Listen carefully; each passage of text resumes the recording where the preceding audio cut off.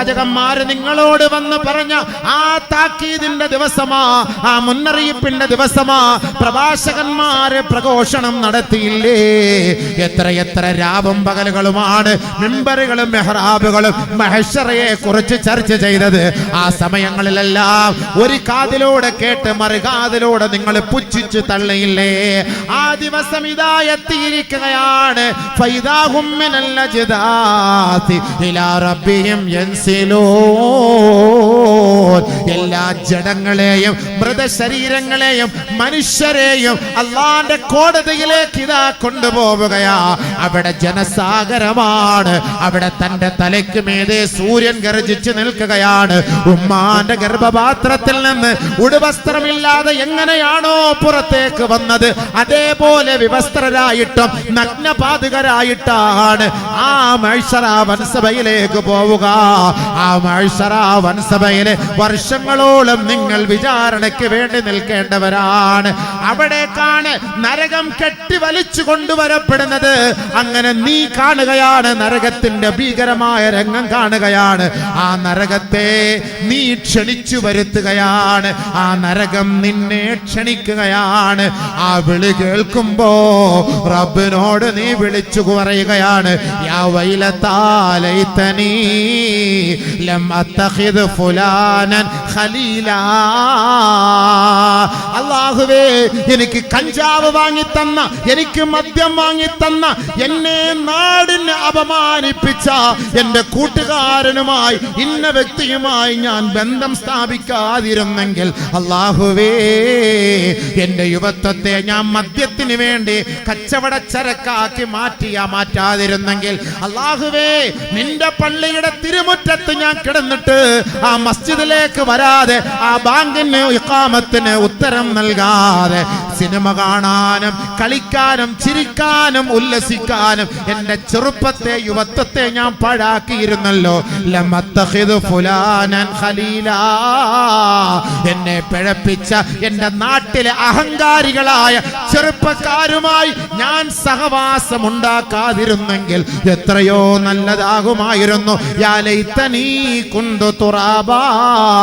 അല്ലാഹുവേ, എന്നെ നീ മണ്ണാക്കി മാറ്റണേ. ഞാൻ മണ്ണാങ്കട്ടയായി മാറിയിരുന്നെങ്കിൽ. നാളെ മനുഷ്യൻ നരകത്തിന്റെ വിളിയാളം കാണുമ്പോ വിളിച്ചു പറയുമെന്ന് പരിശുദ്ധ ഖുർആൻ.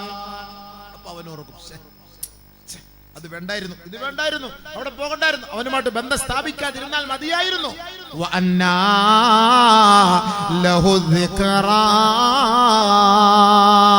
അവിടെ ആലോചിച്ചിട്ട് യാതൊരു കാര്യവുമില്ല. അവൻ പറയും, ഒരിക്കൽ കൂടി ഒരു ചാൻസ്. യാ ലൈതനീ ഖദ്ദംതു ലിഹയാതി. ഒന്നുകൂടെ ജീവിക്കാൻ ഒരു അവസരം നൽകിയിരുന്നെങ്കിൽ. അല്ലാ, ഇതെന്തായി വരുന്നത്? എന്താ ഈ ചെറിയ ചൂട് തന്നെ സഹിക്കാൻ കഴിയുന്നില്ല, ഈ ഉരുൾപൊട്ടൽ സഹിക്കാൻ കഴിയുന്നില്ല, ഈ ഡാം ഇരുന്നിട്ട് നമുക്ക് സ്വസ്ഥമായിട്ട് ഉറങ്ങാൻ കഴിയുന്നില്ല. അപ്പൊ നാളെ നരകത്തെ നമ്മുടെ മുന്നിലേക്ക് കെട്ടിവലിച്ചു കൊണ്ടുവരുമ്പോ അതിന്റെ ക്ഷൗരം, അതിന്റെ ഗാംഭീര്യം, അതിന്റെ പ്രകമ്പനം നമ്മെ ആകെ വല്ലാണ്ട് വേദനിപ്പിക്കും, പേടിപ്പിക്കും അത്രേ. അപ്പോഴാണ് ഇവന്റെ വിളിച്ചു പോവൊക്കെ, പടച്ചവനെ, യാ ലൈതനീ ഖദ്ദംതു ലിഹയാതി, യാ ലൈതനീ ഖദ്ദംതു ലിഹയാതി. എന്നെ എന്റെ ജീവിതത്തിലേക്ക് മടക്കണേ അല്ലാ, എന്നെ ഒന്ന് രക്ഷപ്പെടുത്തണേ അല്ലാ. അവന്റെ കഴിഞ്ഞ ഭൂതകാല ജീവിതത്തിൽ അവൻ ചെയ്ത എല്ലാ തെമ്മാടിത്തരങ്ങളെയും ആ നരകത്തിന്റെ മുന്നിൽ വെച്ചവൻ ഓർക്കുമത്രേ. ഫായിദയില്ല. അല്ലാഹു പറയാണ്, ഏയ് ഇനി ഇവിടെ അതിനെ കുറിച്ച് ചർച്ചയില്ല. അലഖ്സഉ ഫിഹാ വലാ തുകല്ലിമൂൻ. മിണ്ടരുത്. നിന്ദ്യനായി നികൃഷ്ടനായി നരകത്തിൽ കിടന്നോ. നഊദു ബില്ലാഹ്. അല്ലാഹു നമ്മളെ കാത്തുരക്ഷിക്കട്ടെ. ചെറുപ്പമേ, നമ്മുടെ സമയം നഷ്ടപ്പെടുത്തിയിട്ട് നാളെ റബ്ബിന്റെ മുന്നിൽപ്പെട്ട് വിലപിച്ചിട്ട് കാര്യമില്ല. നീ മരിക്കുന്നതിന് മുമ്പ് നിന്റെ നാവിൽ നിന്നല്ല, ഞാൻ ഒരുപാട് തെറ്റുകൾ ചെയ്തു പോയി, മാപ്പാക്കണം എന്ന് പറയാനൊരു അവസരം കിട്ടിയാൽ നീ ഭാഗ്യവാൻ. അതല്ല, ഈ ഒരു അവസരം നഷ്ടപ്പെട്ട് പൊടുന്നനെ നീ മരണത്തിനെയാണ് വരവേൽക്കുന്നതെങ്കിൽ നഊദു ബില്ലാഹ്, അള്ളാന്റെ കോടതിയിൽ നിനക്ക് മാപ്പുണ്ടാവുകയില്ല. ഒരു പക്ഷേ അവൻ പൊരുത്തപ്പെട്ടു തരാം, ഒരു പക്ഷേ അവൻ ശിക്ഷിക്കാം. അതൊക്കെ അവന്റെ തീരുമാനങ്ങളാണ്. അതുകൊണ്ട് ഞാനും നിങ്ങളും നാം മരിച്ചു പോകുന്നവരാണ്.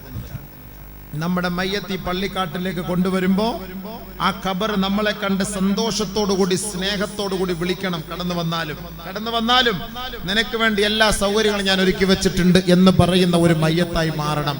ആ മയ്യത്ത് നമസ്കാരമുള്ള മയ്യത്തിനെ കിട്ടുള്ളൂ. അള്ളാഹ് ആ കൂട്ടത്തിൽ നമ്മളെ ഉൾപ്പെടുത്തട്ടെ. അതാണ് ഹുഖൂഖുള്ള അള്ളാഹുമായുള്ള ബന്ധം. ആ ബന്ധം നിലനിർത്തിക്കോ. ഹുഖൂഖുൽ ഇബാദി ഫിൽ മുആശറ, രണ്ടാമതായി കുടുംബക്കാരുമായുള്ള ബന്ധം നമ്മൾ നിലനിർത്തണേ. നിസ്കാരം കൊണ്ട് മാത്രം രക്ഷപ്പെടൂല കേട്ടോ. അതോടെ അടുത്ത ഹദീസുകൾ നല്ലപോലെ കേൾക്കണം കേട്ടോ.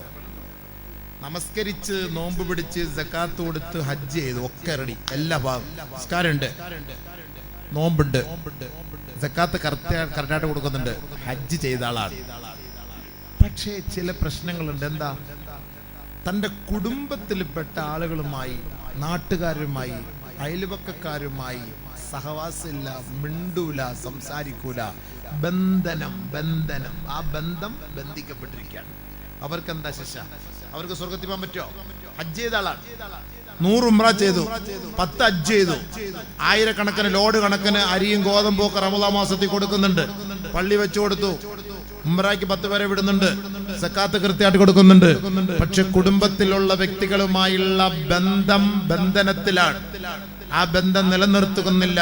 മിണ്ടാതിരുന്നിട്ട് ദിവസങ്ങളായി, മാസങ്ങളായി, വർഷങ്ങളായി. അവരുടെ അവസ്ഥ എന്താണ്? അതാണ് നമ്മുടെ വിഷയം. അടുത്തത് നല്ലപോലെ ശ്രദ്ധിച്ചോളി. അള്ളാഹു മനസ്സിലാക്കാൻ തൗഫീഖ് തരട്ടെ. വാശിയും വൈരാഗ്യമൊന്നും ഇവിടെ ഇല്ല. നമ്മളൊക്കെ മുസ്ലിങ്ങളാണ്, നമുക്കിവിടെ വാശിയൊന്നുമില്ല. ആരോട് വാശി? കൈക്കൊരു ചെറിയ വേദന വന്നാൽ കൈ പൊക്കണമെങ്കിൽ പെണ്ണുമ്പിള്ള വരണം, ഭാര്യ വരണം, പൊക്കിത്താടി എടിയെ പൊങ്ങുന്നില്ലടി എന്ന് പറയും. നമുക്ക് ചെറിയൊരു വേദന വന്നാൽ അടുത്ത അയൽവക്കക്കാരനെ വിളിക്കണം, എടാ പെട്ടെന്ന് ഓട്ടോറിക്ഷ എടുത്തിട്ട് വന്ന് നെഞ്ചിനൊരു ചെറിയ വേദന. നടന്നു പോകുന്ന സമയത്ത് അല്ലെങ്കിൽ വണ്ടി ഓടിച്ചു കൊണ്ടുപോകുന്ന സമയത്ത് ചെറിയൊരു തളർച്ച വന്നു, അങ്ങനെ വീണു, അടുത്ത നാട്ടുകാരെ വേണം ഇവനെ കൊണ്ടുപോകാൻ, പൊക്കിക്കൊണ്ടുപോകാൻ. ഇതാണ് മനുഷ്യന്റെ അവസ്ഥ. അല്ലേ? ഇത്രയും വലിയ കഴിവുണ്ടെന്ന് പറഞ്ഞിട്ട് കാര്യമുണ്ട്? അതല്ലേ മനുഷ്യന്റെ അവസ്ഥ? അതല്ലേ മനുഷ്യന്റെ അവസ്ഥ പറഞ്ഞതാ. അള്ളാഹു നമ്മളെ കാത്തുരക്ഷിക്കട്ടെ. പെട്ടെന്ന് ഇങ്ങനെയൊക്കെ ഉണ്ടാകുന്ന തളർച്ചയിൽ നിന്നും, കുഴഞ്ഞു വീഴുന്നതിൽ നിന്നും, സ്ട്രോക്കിൽ നിന്നും അള്ളാഹു നമ്മളെല്ലാവരെയും കാത്തുരക്ഷിക്കുമാറാകട്ടെ. ഈ മാസത്തിന്റെ ബർക്കത്തുകൊണ്ട് അള്ളാഹു നമ്മളെ സഹായിക്കുമാറാകട്ടെ. മനുഷ്യന്റെ അവസ്ഥ അതാണ്. എത്ര പെട്ടെന്ന് എന്താ സംഭവിക്കുന്നൊന്നും അറിയില്ല കേട്ടോ. അതുകൊണ്ട് എപ്പോഴും നമ്മൾ അള്ളാഹുവിനോട് ചോദിക്കണം, പെട്ടെന്നുള്ള മരണത്തിൽ നിന്ന് കാവൽ തേടണം. പെട്ടെന്നുള്ള മരണം, പെട്ടെന്ന് പൊടുന്നനെ സംഭവിക്കുന്ന മരണം, അള്ളാഹു നമ്മളെ അതിൽ നിന്ന് കാത്തുരക്ഷിക്കുമാറാകട്ടെ. ഒരു രോഗം വന്നാൽ, പെട്ടെന്നൊരു രോഗം വന്നാൽ, മാരകമായ രോഗം, പെട്ടെന്ന് ചിലപ്പോൾ ചെറിയൊരു തലവേദന ആയിരിക്കും, അല്ലെങ്കിൽ ഒരു പനിയായിരിക്കും. കൊണ്ട് ആശുപത്രിയിലേക്ക് പോകുമ്പോൾ പറയും, നേരെ തിരുവനന്തപുരത്ത് വിട്ടോ, ചെറിയ സംശയം ഉണ്ടെന്ന്. നഊദു ബില്ലാഹ്, അള്ളാഹു കാത്തുരക്ഷിക്കട്ടെ. ഒരു ചെറിയൊരു രോഗം, ആ രോഗം അവിടെ ചെന്നപ്പോൾ വലിയ രോഗമായി മാറി, അത് ട്യൂമറായി മാറി, അത് ക്യാൻസറായി മാറി, അത് മാരകമായ ഒരു രോഗമായി മാറി. അള്ളാഹു കാത്തുരക്ഷിക്കുമാറാകട്ടെ. മനുഷ്യ, ഞാനും നിങ്ങൾ എത്രയേ ഉള്ളൂ. അതുകൊണ്ടാണ് അല്ലാഹു സുബ്ഹാനഹു വ തആല മനുഷ്യനെ സൃഷ്ടിച്ചത് ബലഹീനനായിട്ടാണ്. ഖുലിഖൽ ഇൻസാനു ലഈഫാ, മനുഷ്യനെ അല്ലാഹു തആല സൃഷ്ടിച്ചത് അങ്ങനെ ബലഹീനനാണ്. അവൻ കുറച്ച് പണം കിട്ടിയവൻ അഹങ്കരിക്കാൻ പറ്റൂല, പണത്തിന്റെയും പ്രതാപത്തിന്റെയും പേരിൽ. എന്നാ ഞാൻ ചോദിച്ചോട്ടെ അബീബേ, മനുഷ്യൻ ബലഹീനനല്ല എങ്കിൽ നമ്മുടെ ഇപ്പോഴത്തെ പ്രധാനമന്ത്രി, അല്ലെങ്കിൽ രാഷ്ട്രപതി, അല്ലെങ്കിൽ മുഖ്യമന്ത്രി, അല്ലെങ്കിൽ വലിയ നേതാവ്, ഇവരുടെയൊക്കെ കൂട്ടത്തിൽ എത്ര പേരാ തോക്കും പിടിച്ചോണ്ടിരിക്കുന്നത്? ഇല്ലേ? 10, 20, 15, 30 പേരൊക്കെ അടച്ചവനെ. രാഹുൽ ഗാന്ധി പോയാലും, പ്രിയങ്ക ഗാന്ധി പോയാലും, മോഡി പോയാലും, ആരെല്ലാം പോയാലും ഇപ്പുറത്ത് 10 ബ്ലാക്ക് ക്യാറ്റ്, ഇപ്പുറത്ത് 10 ബ്ലാക്ക് ക്യാറ്റ്, ഫ്രണ്ടിൽ 10, അങ്ങോട്ടും ഇങ്ങോട്ടും നോക്കിട്ട് എന്താ അതിന്റെ ആവശ്യം? മനുഷ്യൻ ബലഹീനനാണ്. ചിലപ്പോൾ അവനെങ്കിലും ഒരു തോണ്ടിയാൽ തീർന്നു പോന്നി, അത്രയേ ഉള്ളൂ. അപ്പൊ അതുകൊണ്ട് മനുഷ്യൻ ബലഹീനനാണ്. അവന്റെ സംരക്ഷണത്തിനാണ് മറ്റുള്ള ആളുകൾ. മനുഷ്യൻ ബലഹീനനാണെന്നുള്ളതിന്റെ ഏറ്റവും വലിയ തെളിവാണത്. മനുഷ്യൻ ബലഹീനനാണ്. വമാ അൻതും ബിമുഅ്ജിസീന ഫിൽ അർദ്, ഭൂമിയിൽ നിനക്ക് ഒന്നും ചെയ്യാൻ കഴിയില്ല. മനുഷ്യ, നീ അശക്തനാണ്, നീ ബലഹീനനാണ്. അല്ലാഹു പറയുന്ന വാക്കാണ്, ശരി തന്നെയാണ്. നമുക്കൊന്നുമില്ല. പിന്നെ എന്തിനാണ് നമ്മൾ ഈ വൈരാഗ്യം വെച്ചുകൊണ്ടിരിക്കുന്നത്? ആരോടാ? നാളെ മരിച്ചു പോകുന്ന ഞാനും നിങ്ങളും ആരോടാ ഈ വൈരാഗ്യം? ബന്ധം നിലനിർത്തും. 1-2 ഹദീസുകൾ കേൾക്കണേ. അല്ലാഹു മനസ്സിലാക്കാൻ തൗഫീഖ് നൽകട്ടെ. പരിശുദ്ധമായ ശഅബാനിന്റെ മാസമാണ്. ഈ ശഅബാനിന്റെ മാസത്തിൽ നിങ്ങൾ ഒരുപാട് കാര്യങ്ങൾ ചെയ്യേണ്ടതുണ്ടെന്ന് അല്ലാഹു നബി തങ്ങളോട് പറഞ്ഞു. നബി തങ്ങൾ നമ്മളോട് പറയുകയുണ്ടായി. ആയിഷ റളിയല്ലാഹു തആല അൻഹ റിപ്പോർട്ട് ചെയ്യുന്ന ഹദീസാണ്. ഖാല റസൂലുള്ളാഹി സ്വല്ലല്ലാഹു അലൈഹി വസല്ലം, അല്ലാഹുവിന്റെ റസൂൽ പറയുകയാണ് ആയിഷ ബീവിയോട്, യാ ആയിഷ അതാനി ജിബ്രീൽ, ജിബ്രീൽ എൻ്റെ അരികിലേക്ക് കടന്നു വരികയാ. ഫഖാല ലി, എന്നോട് ജിബ്രീൽ പറയുകയാണ്, യാ മുഹമ്മദ് നബിയേ, ആദിഹി ലൈലത്തുൻ നിസ്ഫി മിൻ ശഅബാൻ, ഈ ദിവസം എന്ന് പറയുന്നത് ശഅബാനിന്റെ പകുതി കഴിഞ്ഞുള്ള രാവുകളാണ്. ശഅബാനിന്റെ 15 കഴിഞ്ഞുള്ള രാവുകളാ. ഇനിയുള്ള പകലുകൾ സജീവമാക്കേണ്ടതുണ്ട് നബിയേ. വലില്ലാഹി ഉതഖാഉ മിനന്നാർ, ഈ ശഅബാനിന്റെ രാവ് മുതൽ അല്ലാഹു നരകത്തിൽ നിന്ന് കുറെ ആളുകളെ മോചിപ്പിക്കുമത്രേ. ബിഅദദി ശഗീരി ഗനമി കൽബിൻ, കൽബ് ഗോത്രക്കാരുടെ കൽബെന്ന് പറയുന്ന ഏറ്റവും വലിയ ആട്ടിൻപറ്റങ്ങളുള്ള ഒരു ഗോത്രക്കാരാണ് അറേബ്യൻ നാടിൽ കിലാബ്, കൽബ് എന്ന് പറയുന്ന ഗോത്രവംശം. ആ ഗോത്രക്കാർക്കുള്ള ആടുകളുടെ രോമങ്ങൾക്ക് സമാനമായി നരകത്തിന്റെ അവകാശികളെ അല്ലാഹു മോചിപ്പിക്കാമെന്ന് പറഞ്ഞ രാവുകളാണ് ശഅബാനിന്റെ 15 കഴിഞ്ഞുള്ള രാവ്. ഈ രാവുകൾ അപ്പൊ നമ്മളൊക്കെ ഇരിക്കുന്ന ഈ രാവൊക്കെ ശഅബാനിന്റെ 15 കഴിഞ്ഞുള്ള രാവുകളാണ്. ഈ സമയത്തൊക്കെ അല്ലാഹു തആല നരകത്തിൽ നിന്ന് മോചിപ്പിക്കാന്ന് അല്ലാഹു ഓഫർ ചെയ്തു. ഓഫർ അല്ലാഹുവിന്റെ ഓഫറാണ്, അത് യാഥാർത്ഥ്യമാണ്. പക്ഷേ ജിബ്രീൽ അലൈഹിസ്സലാത്തു വസ്സലാം അല്ലാഹുവിന്റെ റസൂലിനോട് പറയുകയാണ്, ലാ യൻദുറുല്ലാഹു ഇലാ മുശ്രികിൻ വലാ ഇലാ മുശാഹിനിൻ വലാ ഇലാ ഖാതിഇ റഹിമിൻ വലാ ഇലാ ആഖിഉൻ ലിവാലിദൈഹി വലാ ഇലാ മുദ്മിനിൽ ഖംർ. ബഹുമാനപ്പെട്ട ജിബ്രീൽ അലൈഹിസ്സലാത്തു വസ്സലാം അല്ലാഹുവിന്റെ റസൂലിനോട് പറയുകയാണ്, നബിയേ, അല്ലാഹു ഈ പാതിരാ സമയത്ത് ഒരുപാട് പേരെ നരകത്തിൽ നിന്ന് മോചിപ്പിക്കും. പക്ഷേ ചില ആളുകളെ അല്ലാഹു മോചിപ്പിക്കുകയില്ല. ചില ആളുകളെ 5 കൂട്ടരെ അല്ലാഹു തആല മോചിപ്പിക്കുകയില്ല. ഇത് അല്ലാഹുവിന്റെ റസൂലിനോട് ജിബ്രീൽ വന്ന് പറഞ്ഞതാണ്. അല്ലാഹ് പറഞ്ഞു, ജിബ്രീലിനോട് കൊടുത്തു. ജിബ്രീൽ നബി തങ്ങളോട് പറഞ്ഞു, നബി തങ്ങൾ ആയിഷ ബീവിയോട് പറഞ്ഞു, നമ്മളോട് പറഞ്ഞു. റവാഹുൽ ബൈഹഖി റിപ്പോർട്ട് ചെയ്യുന്ന ഹദീസാണ്. എന്താ പറഞ്ഞത്? ഈ ദിവസങ്ങളിൽ അല്ലാഹു തആല നരകത്തിൽ നിന്ന് മോചിപ്പിക്കാൻ ഉറപ്പ് പറഞ്ഞു. പക്ഷെ ചില ആളുകൾ അല്ലാഹു മോചിപ്പിക്കൂല. ലാ യൻദുറുല്ലാഹു ഇലാ മുശ്രികിൻ, ശിർക്ക് വെക്കുന്നവർക്ക്, അള്ളാഹ്ക്ക് എതിര് വെക്കുന്നവരെ അള്ളാഹു നോക്കുകയില്ല. അള്ളാഹ്ക്ക് എതിര് വെക്കുന്നവരെ അള്ളാഹു നോക്കുകയില്ല, ഒരു കാരണവശാലും ഇല്ല. അള്ളാഹു കാത്തുരക്ഷിക്കുമാറാകട്ടെ, അള്ളാഹു കാത്തുരക്ഷിക്കുമാറാകട്ടെ. ബഹുമാനമുള്ള സഹോദരങ്ങളെ, നമ്മൾ ശ്രദ്ധിക്കണം. അള്ളാഹു റബ്ബുൽ ഇസ്സ നമ്മുടെ ഈമാൻ അള്ളാഹു നിലനിർത്തി അനുഗ്രഹിക്കുമാറാകട്ടെ, നിലനിർത്തി തരുമാറാകട്ടെ. നമ്മുടെയൊക്കെ സഹോദരങ്ങളൊക്കെ ചെറുക്ക് വെക്കാൻ വേണ്ടിയൊക്കെ ചിലയിടത്തൊക്കെ പോകും. ഈ മന്ത്രം നടത്താനൊക്കെ, കുന്തറം നടത്താനും, മറ്റേ പൊട്ടിക്കാനും, മറ്റേ പൂജ വെക്കാനും, മറ്റേ ഹോമം നടത്താനൊക്കെ പോകും. ഓരോരോ ആവശ്യങ്ങൾക്ക് വേണ്ടിയൊക്കെ പോയി ചെറുക്കാതെ കുഫറിലേക്ക് പോകുന്ന പോക്കാണത്. അല്ല, മൂന്നാർ ഒരു കബറുണ്ട്, അവിടേക്ക് പോകുന്ന കാണാം കുറേ പെണ്ണുങ്ങളെല്ലാം കൂടെ. അതിലെ കൂടെ ഇങ്ങനെ പോയപ്പോൾ അവിടെ ഞാനൊന്ന് സിയാറത്ത് ചെയ്യാവുന്നില്ലോ എന്ന് കരുതി പോയത്. അള്ളാഹ് അവിടെ കണ്ട സിയാറത്തും ചെയ്യാൻ തോന്നുന്നില്ല, സലാമും പറയില്ല. ആരാന്ന് ആർക്കറിയാം? നമ്മുടെ ഈ കൗമുകളൊക്കെ പോയിട്ട് ഓരോടത്തൊക്കെ പോയി വീഴുന്ന കിടന്ന കറക്കവും അതിൻ്റെ പുറകെ പുറത്ത് ബോംബിടലും അവിടെ കൊണ്ടുപോയിട്ട് എന്തൊക്കെ ഉണ്ടാക്കലും തീക്കാത്ത എന്തൊക്കെ ബലാമുസീബത്തുകൾ സഹോദരിമാർ എല്ലാത്തിനും അതിൻ്റെ ഫ്രണ്ടിലുണ്ട്. നഊദു ബില്ലാഹ് കാത്തുരക്ഷിക്കട്ടെ. എൻ്റെ പൊന്നു പെങ്ങളെ, മക്കളില്ലാന്നും പറഞ്ഞിട്ട് അവിടെ കൊണ്ടുപോയി തൊട്ടി കെട്ടിയാലൊന്നും മക്കളെ ഒന്നും അത് തരൂല. ഓർത്തോളി, ഒരു ആലിൻ്റെ ചോട്ടിൽ ഒരു 10,000-15,000 തൊട്ടിലുണ്ട്. എന്താ സംഭവം ഒരാളോട് ചോദിച്ചു പറയുക, ഇത് മക്കളെ കിട്ടാത്തതിന് അവിടെ കൊണ്ടുപോയി കെട്ടിക്കൊടുക്കാണ്, മക്കളെ കിട്ടും. നമ്മളിതൊക്കെ ശ്രദ്ധിക്കണം. പടച്ചവൻ നമ്മളെ കാത്തുരക്ഷിക്കട്ടെ. ഈമാൻ നഷ്ടപ്പെട്ടു പോകാനതൊരു കാരണമായിത്തീരും. ഈമാൻ നഷ്ടപ്പെട്ടു പോകാനതൊരു കാരണമായിത്തീരും. നമ്മുടെ രോഗത്തിന്, നമ്മുടെ കുടുംബത്തിലെ പ്രശ്നത്തിനൊക്കെ പരിഹാരമുണ്ട്. അതൊക്കെ നമ്മൾ ചെയ്യാത്തതിന് ഇപ്പം അള്ളാഹ് കുറ്റം പറഞ്ഞിട്ട് കാര്യമുണ്ടോ? നമ്മളതിന് ആവശ്യമില്ലാത്തടത്ത് അവിടെ ഇവിടെയൊക്കെ പോയിട്ട് അല്ല അള്ളാഹ്ക്ക് ഇഷ്ടപ്പെടാത്ത മന്ത്രവും കുന്തറവും ഒക്കെ നടത്തിയിട്ട് കാര്യമുണ്ടോ? ഹലാലായ നിലയിലുള്ള മാർഗമുണ്ട്. അതിനുള്ള പരിശുദ്ധ ഖുർആന്റെ ഹദീസിന്റെ അടിസ്ഥാനത്തിലുള്ള മാന്യമായ നിലയിലുള്ള ചികിത്സാ രീതികളുണ്ട്.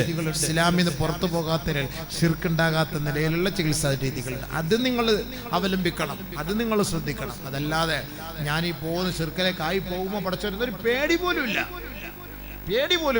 അതുകൊണ്ട് ശ്രദ്ധിക്കണം, നമ്മുടെ ഈമാൻ നഷ്ടപ്പെട്ടു പോകരുത്. ഖബർ വെറുതെ വിടുകയില്ല. മുശ്രിക്കീങ്ങളെ അള്ളാഹു ഒരു കാരണവശാലും നരകത്തിൽ നിന്ന് അള്ളാഹു തആല മോചിപ്പിക്കുകയില്ല. രണ്ടാമത് നബിയുനാ റസൂലുള്ളാഹി സ്വല്ലല്ലാഹു അലൈഹി വസല്ലമ തങ്ങൾ പറഞ്ഞു, വലാ ഇലാ മുശാഹിനിൻ. വഴക്കാളികൾ, വഴക്കടിച്ച് നടക്കുന്ന രണ്ട് കൂട്ടര്, അവർ വഴക്കടിച്ചിട്ട് വർഷങ്ങളായി, മാസങ്ങളായി, ഇന്നും ഓരോ മിണ്ടിയിട്ടില്ല. ഈ രണ്ട് കൂട്ടരെ അല്ലാഹു തആല മോചിപ്പിക്കില്ല. ഹജ്ജ് ചെയ്തവരാണ്, സക്കാത്ത് കൊടുക്കുന്നവരാണ്, നമസ്കാരം നിലനിർത്തുന്നവരാണ്, ഖുർആൻ ഓതുന്നവരാണ്, ഉംറ ചെയ്തവരാണ്. പക്ഷേ പറഞ്ഞിട്ടെന്ത് പുണ്യമാണ്, നോമ്പെടുക്കുന്നവരാണ്. വലാ യൻളുറുല്ലാഹു ഇലാ മുശാഹിൻ. ഈ വഴക്കടിച്ച് മിണ്ടാതെ നടക്കുന്നവരെ അല്ലാഹു സുബ്ഹാനഹു വ തആല പരിഗണിക്കുകയില്ല, അവരെ നരകത്തിൽ നിന്ന് മോചിപ്പിക്കുകയുമില്ല. നിസ്കരിച്ചിട്ടൊന്നും വലിയ കാര്യമില്ല. അടുത്തൊരു ഹദീസ് കേട്ടോളി, അപ്പൊ നമുക്ക് ഒന്നുകൂടെ ഒരു ഉറപ്പ് കിട്ടും. ഈ മുശാഹിനും തൊട്ടടുത്ത അല്ലാഹുവിന്റെ റസൂൽ പറഞ്ഞു, വലാ ഇലാ ഖാതിഇ റഹിം. കുടുംബ ബന്ധം മുറിച്ചു കളയുന്നവരും, കുടുംബക്കാരനെ കണ്ടാൽ മിണ്ടൂല, ജ്യേഷ്ഠനോട് മിണ്ടിയിട്ട്, മൂത്താപ്പയോട് മിണ്ടിയിട്ട്, കൊച്ചാപ്പയോട് മിണ്ടിയിട്ട്, അനുജനോട് മിണ്ടിയിട്ട്, ജ്യേഷ്ഠന്റെ മക്കളോട് മിണ്ടിയിട്ട്, അനുജന്റെ മക്കളോട് മിണ്ടിയിട്ട്, ഭാര്യയുടെ ഉപ്പയോട് മിണ്ടിയിട്ട്, ഭാര്യയുടെ ഉമ്മയോട് മിണ്ടിയിട്ട്, ഭർത്താവിന്റെ ഉമ്മയോട് മിണ്ടിയിട്ട്, ദിവസങ്ങളായി, മാസങ്ങളായി, വർഷങ്ങളായി എല്ലാ രക്തബന്ധുക്കളാണ്.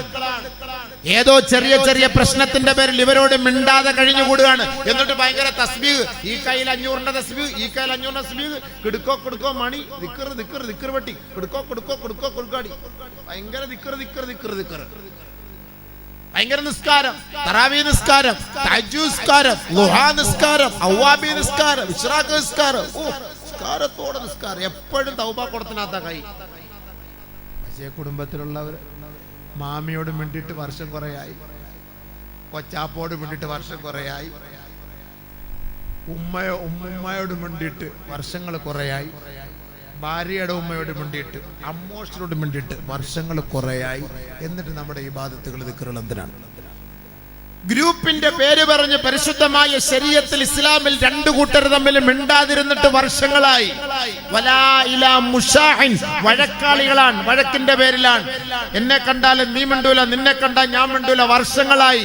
എന്നാൽ എല്ലാരും ഭയങ്കര നിസ്കാരം, ഭയങ്കര ഇബാദത്ത്. ഭാഷയും വൈരാഗ്യം അള്ളാന്റെ മുന്നിൽ വേണ്ട. ഹദീസ് കേട്ടോ, ഞാൻ ഹദീസാ പറഞ്ഞു തരുന്നത്, ഒരു കള്ള ഹദീസുമില്ല, ലൈവിൽ കണ്ടോണ്ടിരിക്കുകയാണ്. ഹദീസുകളെല്ലാം അള്ളാന്റെ റസൂൽ പറഞ്ഞ വാക്കുകളാണ്. അബൂബക്കറിന് വേണ്ടി പ്രത്യേകമായിട്ട് ഒരു ഹദീസും ഇല്ല. വേണമെങ്കിൽ മനസ്സിലാക്കാം. എന്റെ കടമ ഇത് നിങ്ങളുടെ മുന്നിൽ എറിഞ്ഞു തരിക, ഇത് പ്രാവർത്തികമാക്കേണ്ടത്, പെറുക്കിയെടുക്കേണ്ടത് അത് നിങ്ങളുടെ കടമ. നമ്മളെ നിർബന്ധിക്കേണ്ട ബാധ്യത നമുക്കില്ല. വമൻ തവല്ലാ ഫമാ അർസൽനാക അലൈഹിം ഹഫീളാ. ഇതിൽ നിന്ന് ആര് പിന്തിരിഞ്ഞു പോകുന്നുവോ അവരുടെ സംരക്ഷകനായിട്ട് നബിയെ അങ്ങേ ഞാൻ അയച്ചിട്ടില്ല എന്ന് അല്ലാഹു തആല പറഞ്ഞിട്ടുണ്ട്. വേണമെങ്കിൽ സ്വീകരിക്കാം. ഹദീസുകളാണ്, നമ്മൾ മുസ്ലിമുകളാണ്. സ്വർഗത്തിൽ പോകണമെന്ന് ആഗ്രഹമുണ്ടോ, ഖബറിൽ നിന്ന് രക്ഷപ്പെടണമെന്ന് ആഗ്രഹമുണ്ടോ എങ്കിൽ ഇത് കേൾക്കുക, മനസ്സിലാക്കുക. അല്ലാഹു തൗഫീഖ് തരട്ടെ. സ്വർഗത്തിൽ പോകണമെന്ന് ആഗ്രഹമുണ്ടോ?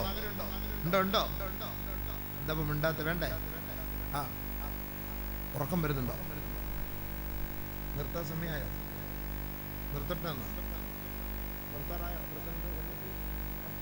കാപ്പിയൊന്നും കൊടുക്കുന്നില്ലേ? കാപ്പിയെല്ലാം ഉണ്ടല്ലോ അല്ലേ? കാപ്പിയൊക്കെ ഉണ്ടോ? കാപ്പി എല്ലാം ഉണ്ട്. കാപ്പി കുടിക്കുന്നതിന് ഹദീസ് കേട്ടിട്ട് കാപ്പി കുടിക്കണോ വേണ്ട എന്നപ്പോൾ തോന്നുന്നു.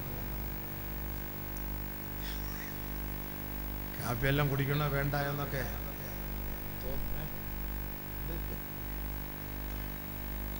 നമ്മളൊക്കെ തിന്നാനും കുടിക്കാനും ആണല്ലോ ജീവിക്കുന്നത്. നമ്മൾ ജനിച്ച അതിനു വേണ്ടിയാണ്, തീറ്റയും കൂടി തന്നെയാണ്. ജനിച്ച ഉടനെ വായിക്കാത്ത ഈത്തപ്പഴം തിരികെ തരുന്നത് അല്ലേ? മരിക്കാറാവുമ്പോഴും സംസം വെള്ളം വായിക്കാത്ത കൊണ്ട് കുത്തിക്കയറ്റി തരും. അങ്ങനെയെങ്കിലും കുടിച്ച് മരിക്കട്ടെ. സംസം വെള്ളം ഒഴിക്കുമ്പോൾ പെട്ടെന്ന് അങ്ങ് പോയി കിട്ടിയാൽ മതിയെന്നാ മക്കൾ ദ്വാരക്കുന്നത്. ഈ വാപ്പായി കളവനിട്ട് നോക്കിയിട്ട് വലിയ കാര്യമൊന്നുമില്ല. വളച്ചവനെ, എൻ്റെ ഞാൻ കട തുറന്നിട്ട് എത്ര ദിവസമായി, കടയിൽ പോയിട്ട് എത്ര ദിവസമായി, ജോലിക്ക് പോയിട്ട് എത്ര ദിവസമായി, ഈ കളവനെ കൊണ്ട് ആശുപത്രി കിടന്ന് എത്ര ദിവസം കൊണ്ട് വളരെ പൈസയും പോകുന്നു, എന്നാൽ ജീവൻ തിരിച്ചു കിട്ടും. അതുമില്ല. ഇത് ചുമ്മാ വെറുതെ ഇങ്ങനെ ഈ കോഴിക്ക് വെള്ളം കൊടുക്കുന്ന പോലെ കൊടുത്ത് സംസം വെള്ളം കൊടുക്കുമ്പോൾ അതാ നീയത്ത് പെട്ടെന്ന് പോയി കിട്ടാൻ. ഇവ എന്നിട്ട് സംസം വെള്ളം കൊടുത്തിട്ട് പെണ്ണുമ്പിള്ള ഏൽപ്പിച്ചിട്ട് വെടിഞ്ഞ് നോക്കിക്കോളാം. ഞാൻ കട തുറന്നിട്ട് വരട്ടെ, പോയിട്ട് വരുമ്പോഴത്തേക്ക് കട തുറക്കാൻ ഷട്ടർ വെക്കുമ്പോഴത്തേക്ക് പെണ്ണുമ്പിള്ള ഫോൺ വരെ അത്ത മരിച്ചു പോയത്. അപ്പോൾ ഇന്നാലില്ലാരും പറഞ്ഞിട്ട് പടച്ചേറാൻ ഞാൻ മനസ്സുകൊണ്ട് നിയത്ത് ചെയ്തതുപോലെ കൗലായി പോയല്ലോ. സംസം വെള്ളം കൊടുക്കുമ്പോൾ സൂക്ഷിച്ചോണം. സംസം വെള്ളം കൊടുക്കുമ്പോൾ ആ നിയത്താണ്. മാഉ സംസം അലിമാ ശുരിബലഹു. ഏത് നിയത്തോടു കൂടിയാണ് സംസം വെള്ളം കുടിക്കുന്ന ആ നിയത്ത് കബൂലാവും. അത് ഈമാനോട് കൂടിയുള്ള നിയത്താണെങ്കിൽ അത് കബൂലാവും. നമ്മളൊന്നും അത് ഈമാനോട് കുടിക്കാത്തത് കൊണ്ടാണ് നമുക്കതിൻ്റെ ഒരു മാധുര്യം കിട്ടാത്തത്. ഇവിടെ സംസം വെള്ളം കൊണ്ടുവച്ചാൽ ലേലം വിളിച്ചാൽ പോലും ഒരുത്തം മേടിക്കൂല. ബ്രിട്ടീഷുകാരൻ്റെ മിനറൽ വാട്ടർ ആണെങ്കിൽ പിന്നെയും വാങ്ങും. സംസം വെള്ളം കൊണ്ടുവന്ന് കൊടുത്താൽ ഒരുത്തനും വേണ്ട. അത് എൻ്റെ മഹത്വം ഇല്ല, അതാണ് എൻ്റെ മഹത്വം ഇല്ലാത്തതുകൊണ്ടാണ്. എന്താ സംസം വെള്ളം? ഒന്ന് സ്വർഗത്തിലുള്ള അത്, സ്വർഗത്തിൽ നിന്നാണ് അതിൻ്റെ ഉറവ. രണ്ട് നബിതങ്ങൾ കുടിച്ചതിൻ്റെ ബാക്കിയുള്ളതാണ്. നബി സല്ലല്ലാഹു അലൈഹി വസല്ലം തങ്ങൾ കുടിച്ചിട്ട് സംസം വെള്ളം കിണറിലേക്ക് ഒഴിച്ചു, ബാക്കി അതിൻ്റെ വെള്ളമാണ്. മൂന്നാമത് സംസം ആര് കുടിക്കുന്നു, ഏത് നിയത്തോടുകൂടി കുടിക്കുന്നു, അവന്റെ ആ ഉദ്ദേശം അള്ളാഹു നിറവേറ്റി തരുമെന്ന് നബിതങ്ങളുടെ വാക്കാണ്. ആര് കുടിക്കുന്നുവോ അവർക്ക് അള്ളാഹു തആല ശിഫാ നൽകുമെന്നുള്ളതിന്റെ ഏറ്റവും വലിയ വാക്കാണ്. ഈ നിയത്തോടുകൂടി നമ്മൾ കുടിക്കണം. അത് കുടിക്കാത്തതിന്റെ പേര് സംസമിനെ കുറ്റം പറഞ്ഞിട്ട് കാര്യമൊന്നുമില്ല, സംസം വെള്ളത്തെ കുറ്റം പറഞ്ഞിട്ട് കാര്യമില്ല. അതിൻ്റെ പവിത്രതയെ നമ്മൾ മനസ്സിലാക്കണം. അപ്പോൾ അതുകൊണ്ട് എന്ത് രോഗം വന്നാലും നല്ല നിയത്തോടു കൂടി കുടിക്കുക ഇൻഷാ അല്ലാഹ്. ശരീരത്തിൽ വേദനയുള്ള ഭാഗത്ത് എടുത്ത് വെച്ച് പുരട്ടി കൊടുക്കുക. കൊച്ചു കുട്ടികൾക്ക്, കുഞ്ഞു മക്കളില്ലേ, ആ കുഞ്ഞു മക്കൾക്ക് സംസം വെള്ളം നിങ്ങൾ ശൈശവത്തിലേ കൊടുക്കണം. കൊച്ചു കുഞ്ഞുങ്ങൾക്ക് വായിൽ ചെറിയ സ്പൂൺ വെച്ചിട്ട് ചെറുതായിട്ട് കൊടുക്കണം. 5 വയസ്സ് വരെ കുട്ടിക്ക് കൊടുക്കണം. ആ കുട്ടിയിൽ നിങ്ങൾ അറിയാത്ത രീതിയിലുള്ള മാറ്റം ഉണ്ടാകും. നോക്കിക്കോളി, ദീനിയായ വലിയ മാറ്റം ഉണ്ടാകും. 5 വയസ്സ് വരെ കുട്ടികളെ കൊടുക്കണം സംസം വെള്ളം. വാപ്പയും ഉമ്മയൊക്കെ നല്ലപോലെ അനുസരിക്കും. അതാണ് ഈ സംസമിൻ്റെ ഒരുപാട് മഹത്വങ്ങളുണ്ട്. അപ്പൊ അതുകൊണ്ട് ബഹുമാനമുള്ള സഹോദരങ്ങളെ, നബീന റസൂലുള്ളാഹി സ്വല്ലല്ലാഹു അലൈഹി വസല്ലം തങ്ങൾ പറഞ്ഞു, വലാ ഇലാ മുശാഹിൻ, വഴക്കടിച്ച് നടക്കുന്നവരെ അല്ലാഹു നരകത്തിൽ നിന്ന് മോചിപ്പിക്കുകയില്ല. ആദരവായ റസൂലുള്ളാഹി സ്വല്ലല്ലാഹു അലൈഹി വസല്ലം തങ്ങൾ പറയുകയാണ്, സലാസത്തുൻ, 3 കൂട്ടർ, സലാസത്തുൻ 3 കൂട്ടർ, ആ മൂന്ന് ലാ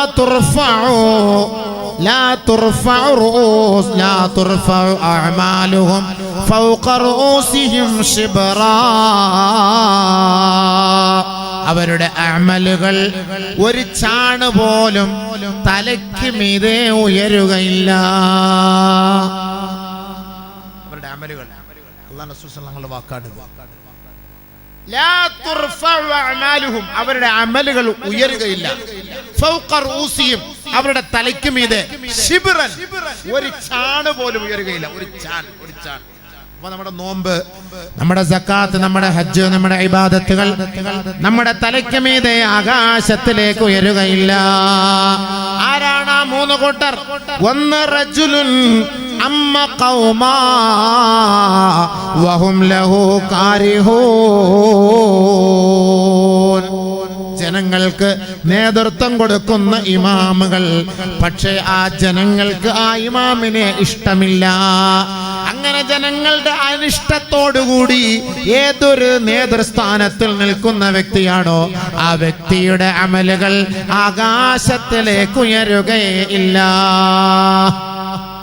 ഇമാമിങ്ങൾ, ചില ഇമാമിങ്ങളെ ആളുകൾക്ക് ഇഷ്ടമല്ല, പിന്നെയും കടിച്ചു തൂങ്ങി കിടക്കും.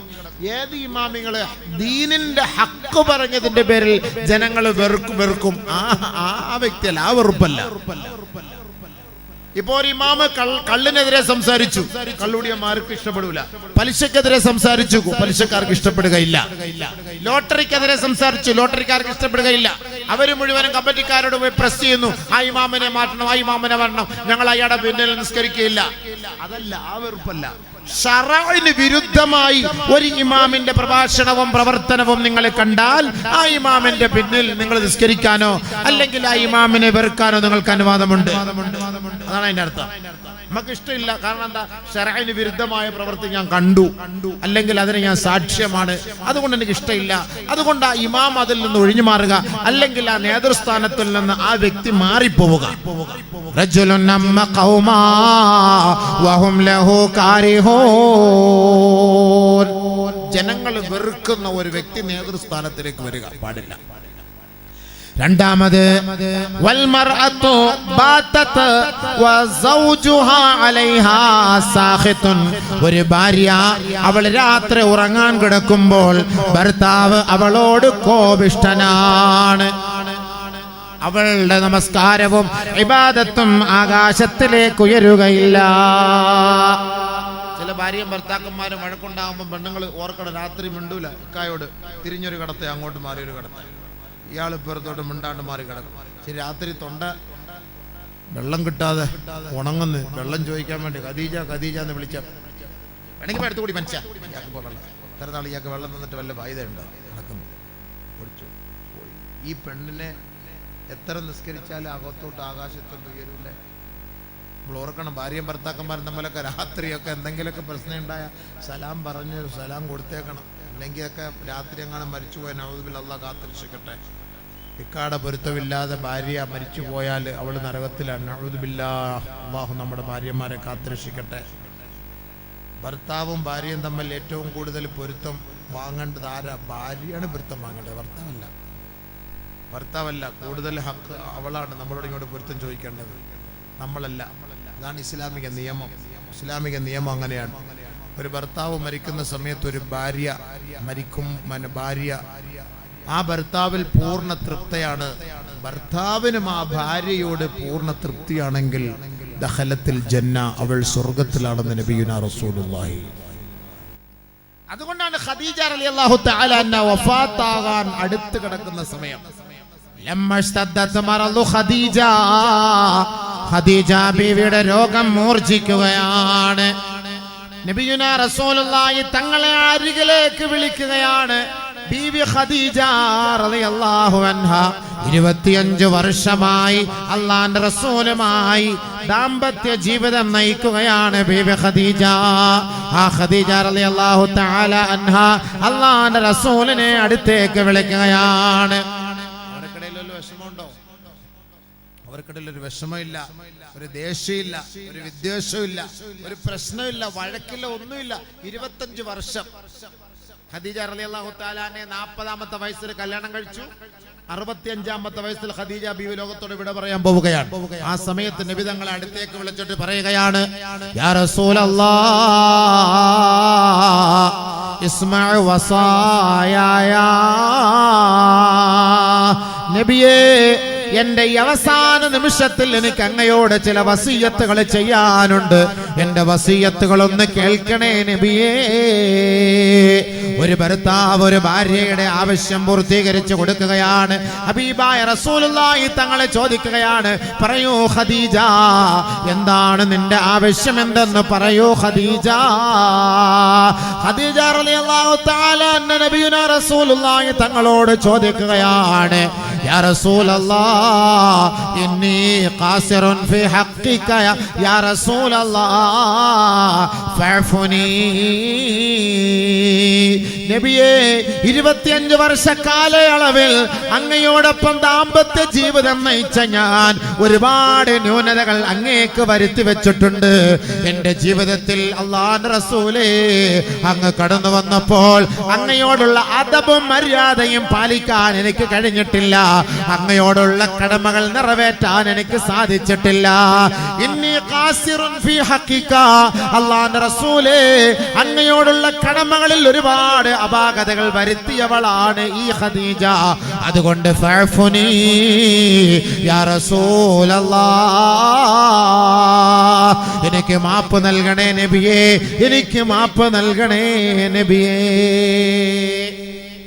അല്ലാഹുവിന്റെ റസൂലിനോട് ഖദീജ ബീവി പൊരുത്തം വാങ്ങാൻ. സഹോദരിമാരെ മനസ്സിലാക്കിക്കോ, ഇക്കമാരോടൊക്കെ പൊരുത്തം ചോദിച്ചു എപ്പോഴും അടിച്ചു പോകുന്നതെന്ന് അറിയില്ല സംഭവം. അള്ളാഹു പെട്ടെന്നുള്ള മരണത്തിൽ നിന്ന് കാത്തിരക്ഷിക്കട്ടെ. പൊരുത്തം വാങ്ങണം. പെണ്ണാണ് കുറച്ച് താഴേണ്ടത്. അവൾ നമ്മളെ ചീത്ത വിളിച്ചാലും നമ്മൾ അവളെ ചീത്ത വിളിച്ചാലും താഴേണ്ടതാര പെണ്ണാണ്. അതാണ് ഹദീസ്. നബി തങ്ങൾ പറഞ്ഞ നിസാഉക്കും മിൻ അഹ്ലിൽ ജന്ന, നിങ്ങളിൽ സ്വർഗ്ഗ സ്ത്രീകൾ ആരെന്ന് പറയട്ടെയോ? അൽ വദൂദ്, ഏറ്റവും കൂടുതൽ സ്നേഹിക്കുന്ന പെണ്ണാണ്. എങ്ങനെയുള്ള സ്നേഹം?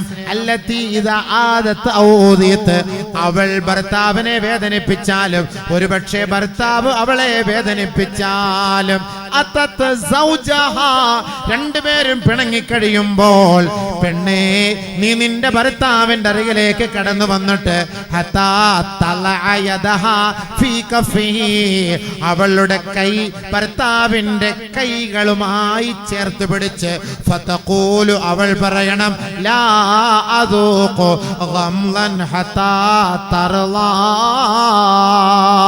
എന്റെ പൊന്നിക്കാ എന്നോട് മിണ്ടുന്നത് വരെ, എനിക്ക് പൊരുത്തം തരുന്നത് വരെ, എന്നോട് പൊറുക്കുന്നത് വരെ, എന്നെ തൃപ്തിപ്പെടുന്നത് വരെ ഞാൻ ഒരു തുള്ളി വെള്ളം കുടിക്കുകയില്ല, ഒരു പിടി ഭക്ഷണം കഴിക്കുകയില്ല എന്ന് പൊരുത്തം വാങ്ങുന്ന ഒരു ഭാര്യയുണ്ടെങ്കിൽ അവൾ സ്വർഗ സ്ത്രീയാണെന്ന് നബിയുനാ റസൂലുള്ളാഹി.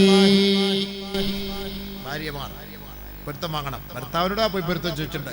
എന്തെങ്കിലുമൊക്കെ ഭർത്താവ് നിന്നെ തെറി പറഞ്ഞു, അല്ലെങ്കിൽ ഭർത്താവ് നിന്നെ ആക്ഷേപിച്ചു, ഭർത്താവ് നിന്നെ അടിച്ചു, എന്നാലും നീ തിരിച്ചിങ്ങോട്ട് അടിച്ചു, അങ്ങനെ സംഭവിക്കാമല്ലോ. നമ്മുടെയൊക്കെ വീട്ടിൽ നടക്കുന്നുണ്ട്, നമ്മളിതൊന്നും അറിയുന്നില്ലല്ലോ സംഭവം. ഇങ്ങോട്ട് അടി കിട്ടുന്ന നമ്മൾ പുറത്തൊന്ന് പറയോ, പള്ളിയിലൊന്ന് പറയോ? സഹിക്ക വയ്യാതാവുമ്പോഴാണ്, വിറക് പടി കൊണ്ട് അടി കിട്ടുമ്പോഴാണ് പള്ളിയിലൊന്ന് കത്ത് കൊടുക്കുന്നത്, എനിക്ക് അവളെ ഒഴിവാക്കി തരണമെന്ന്. അതുവരെയൊക്കെ ഒരു അഡ്ജസ്റ്റ്മെന്റിൽ നമ്മൾ പോകും.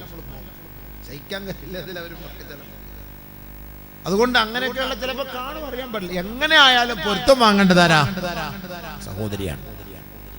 പൊരുത്തം ചോദിക്കണം.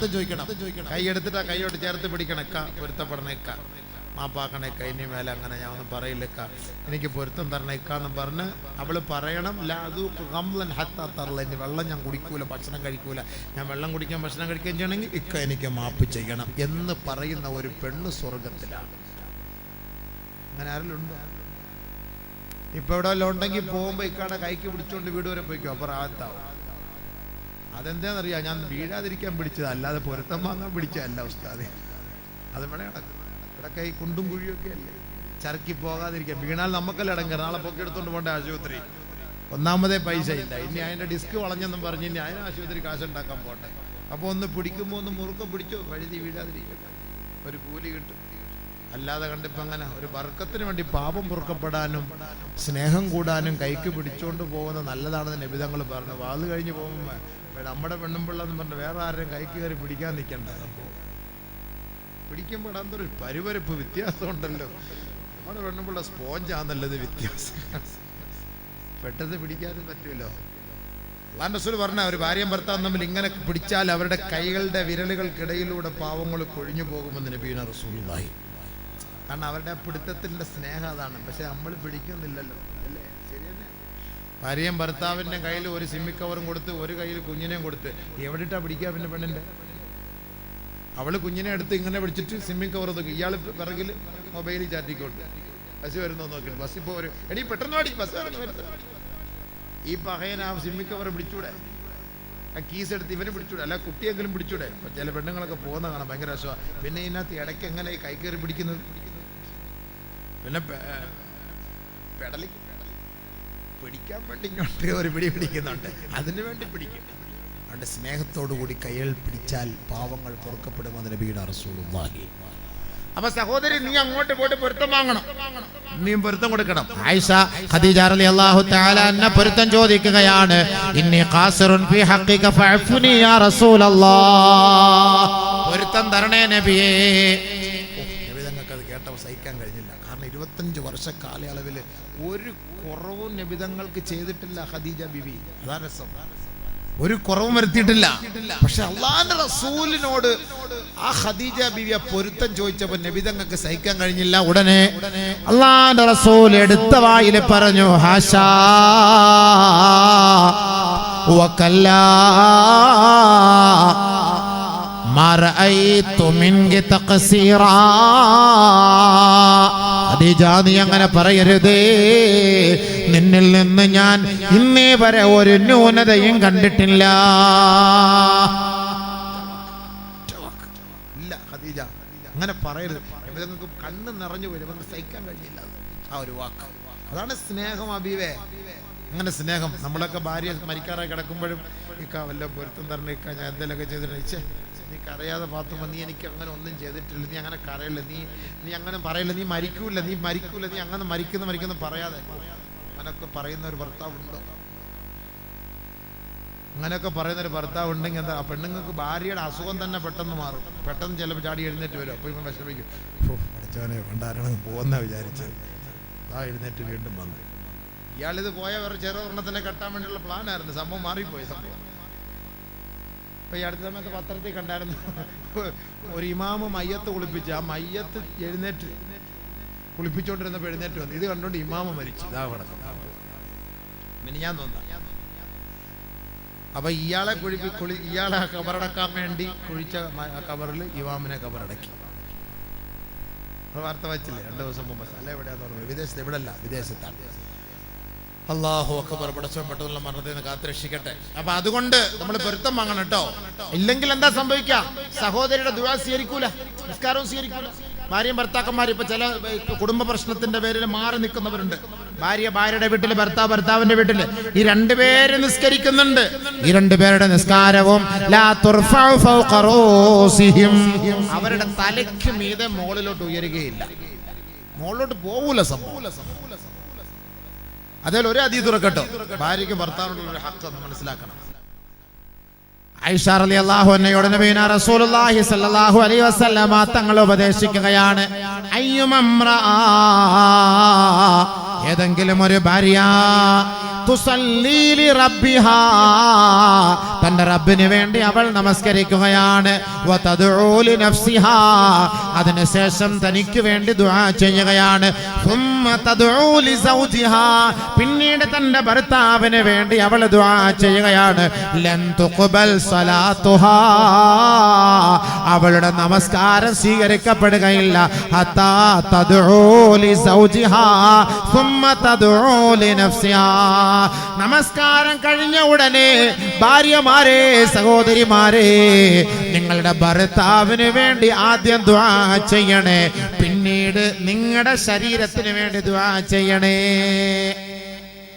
ആദ്യം ദുആ ചെയ്യേണ്ടത് ഇക്കാക്ക് വേണ്ടിയിട്ടാണ്. ഭർത്താവിന് വേണ്ടി ദുആ ചെയ്യാതെ ഏതെങ്കിലും ഒരു ഭാര്യ ആദ്യം തന്റെ ശരീരത്തിന് വേണ്ടി ദുആ ചെയ്തതിനു ശേഷം രണ്ടാമത് ഭർത്താവിന് വേണ്ടി ദുആ ചെയ്താൽ ലം തുഖ്ബൽ സലാത്തുഹാ, അവളുടെ നമസ്കാരം സ്വീകരിക്കപ്പെടുകയില്ല.